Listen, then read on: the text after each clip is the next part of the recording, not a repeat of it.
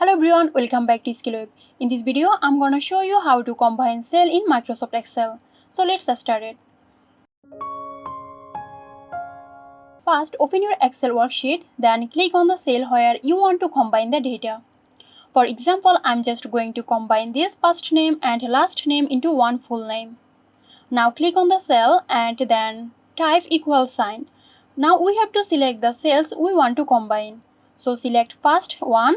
Now type AND on your keyboard. Now click a space and put an quote. Again, now select the another cell. We got B2. Press enter. That's it. Hope this video helped you guys. If it did, please like, comment and share, and don't forget to hit the bell icon for more videos. This video is sponsored by Zerosoft. Zerosoft offers graphic design, UI UX design, digital marketing and web development.